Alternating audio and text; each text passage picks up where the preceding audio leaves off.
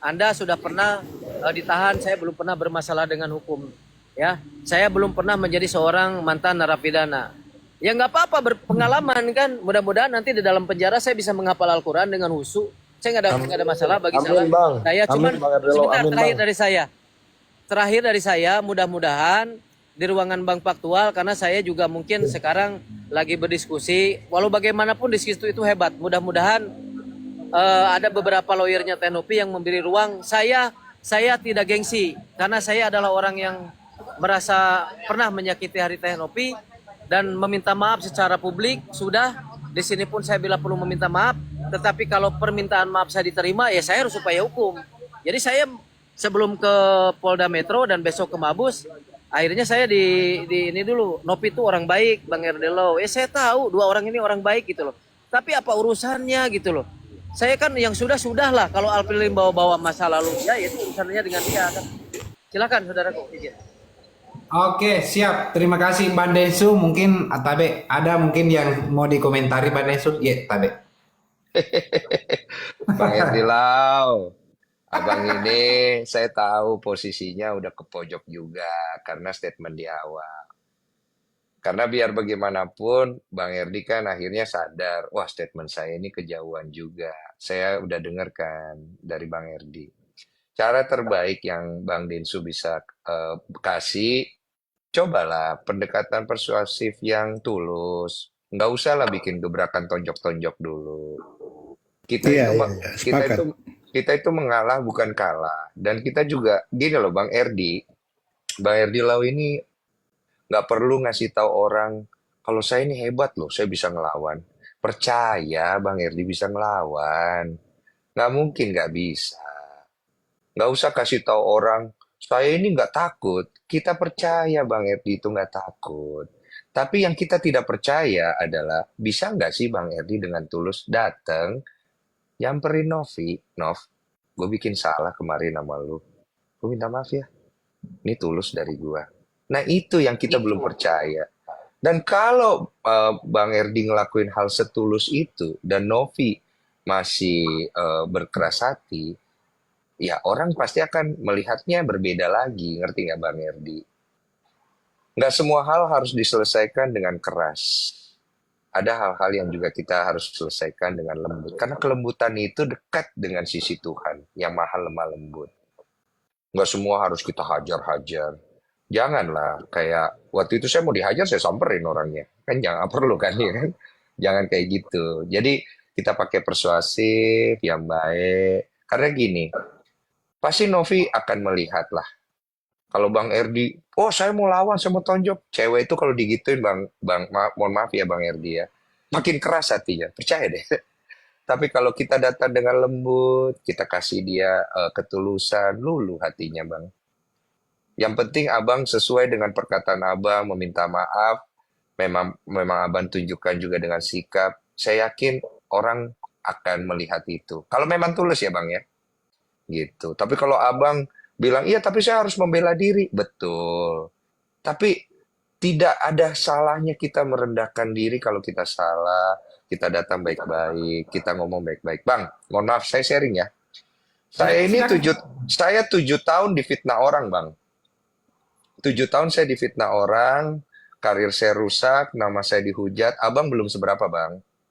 Belum ada ujung kaki saya, Bang. Mohon maaf kalau untuk pengalaman yang itu. Hancur saya, Bang. Tapi kemudian saya datang dengan kelemah lembutan, saya memaafkan orang itu. Kemudian saya memaafkan semua netizen, bahkan semua wartawan yang membuat narasi buruk tentang saya maafkan.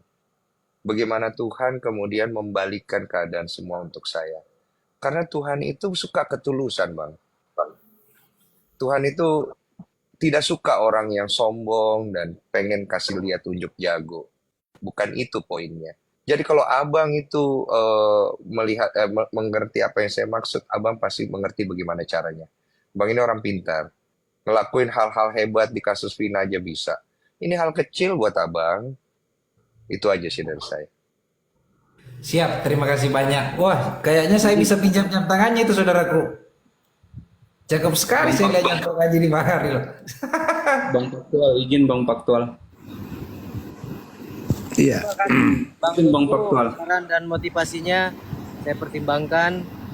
Insya Allah teman-teman kalau berkenan Bang Densu setelah live ini, karena ini pakai pengacara Koboi, saya pakai DM saya, izin mau berkomunikasi sama Bang Densu. Masuk Bang Densu, informasinya kepada saya. Mudah-mudahan Bang Densu adalah orang yang menjadi titik perdamaian buat orang-orang sekitar, ya. Saya pun pingin jadi orang waras, bukan pingin jadi orang yang nggak waras, intinya begitu. Izin dulu kan, nanti saya menginformasikan nomor handphone saya ke Bang Desu. Mudah-mudahan berkenan. Saya akan mempertimbangkan hal tersebut. Intinya saya bersyukur banyak orang-orang yang baik Bang Faktual di sekeliling saya, ya. Cuman yang jadi permasalahan itu, saya mendengar saudara saya Faktual dilaporkan para tabas belum menunjuk saya jadi lawyernya Bang Faktual. Saya nggak tahu alasannya seperti apa. Tapi nanti kita bahas, Bang. Izin. Izin Bang Yoman. Jadi gini loh teman-teman. Ini saya bersyukur banyak orang-orang baik yang mensupport saya. Ada Bang Firdaus, ada Bang Pablo, ada Bang Densu, Bang Faktual, Bang Yoman, dan semuanya saya ucapkan terima kasih. Saya juga tidak akan ke-trigger dengan typingan teman-teman. Yang jelas hidup saya, prinsip saya. Jadi saya juga yang menentukan kehidupan saya. Kalau saya itu orangnya mudah mendengar. Dan tadi saya udah bercerita sama Ko David, saya kemarin melakukan permintaan maaf itu itu hasilkan dari doa saya. Akhirnya saya memang juga harus mengakui kalau ada orang yang tersakiti. Kan tidak rendah, tidak hina kan begitu. Tapi ya kalau misalkan saran Bang Densu saya jalankan, yang nggak ada jalan lain. Contoh misalkan saya datang ke Nopi, kan saya nggak hina. Satu, saya silaturahim, saya menunjukkan sikap saya kalau saya bersalah, ya. Setelah saya datang ke Nopi, saya meminta maaf. Kalau Nopinya tiada maaf bagi lu RD lo, kita perang, ya sudah kita perang, kan begitu. Kalau kalimat Bang Densu, tapi tunjukkanlah sikap baik. Oke, abangku yang baik hati, yang memang luar biasa, saya pertimbangkan motivasi sarannya, dan saya juga mungkin akan berterima kasih ketika nanti permasalahan ini sudah selesai, ya. Meskipun saya barusan sudah benar-benar menyampaikan kepada publik, ya, tapi ya syukur aja ada Bang Densu di sini. Tapi mudah-mudahan aja Bang Faktual, mohon doa ada hal-hal yang lebih baik. Kebetulan kan juga sekerasnya Bang Alvin Lim yang mensomasi Hoiro Cimot, saya tuh ikut membantu. Kok ini loh Bang Alvin itu begini. Akhirnya kan dia nggak jadi dilaporin. Yang lain-lainnya. Mudah-mudahan dengan adanya pertemuan saya dengan Bang Densu dan teman-teman, kasus ini segera selesai. Kan udah selesai sebetulnya. Ya. Yang sekarang kalau saya naik jadi lawyernya Agus lagi, nanti saya mungkin yang nanti akan membuat ramai lagi masalah ini. Saya juga nggak mau, Pak. Capek saya dibuatnya. Ya. Tapi nanti mudah-mudahan saran Bang Densu bisa menjadi suatu referensi buat saya untuk melakukan hal yang baik. Mohon doa dari semuanya. Mungkin besok saya ambil sikap. Terima kasih.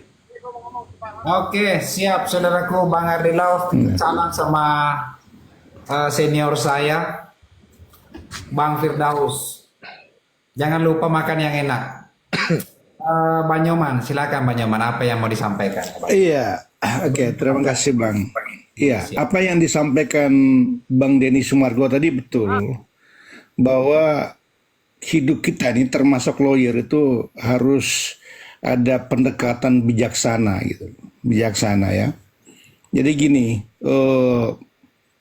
saya pikir tidak perlu mencari bargaining position atau melakukan konfrontasi lagi.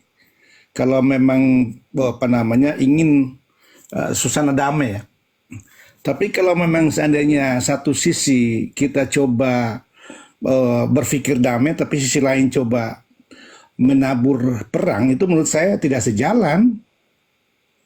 Jadi tindakannya berbeda dengan hatinya berbeda. Ini kan yang tidak boleh gitu. Jadi yang dikhawatirkan sama Bang Denny, Bang Densu ya. Yang dikhawatirkan persoalan Agus dan Novi ini bisa berdamai, tapi persoalan opsional, persoalan tambah ini yang menjadi melebar itu. Maka di sini dituntut bijaksana lah. Kalaupun memang ada hal yang tidak berkenan di hati, ada tahapan-tahapan kok. Sebelum lapor polisi, ada mengirimkan surat klarifikasi atau apa namanya mediasi, itu kan bisa. Dan kalau mau melaporkan ya nggak perlu mengancam-ngancam juga, kan kasihan publiknya juga. Hari ini lapor, besok cabut. Hari ini lapor, cabut. Jadi seolah-olah polisi itu hanya menjadi alat penekan supaya takut-takutin. Ini kan nggak bagus juga dalam pembelajaran kita bersama ya. Jadi oke lah rekan Pak Ardelau, saya sih berharap cuma satu.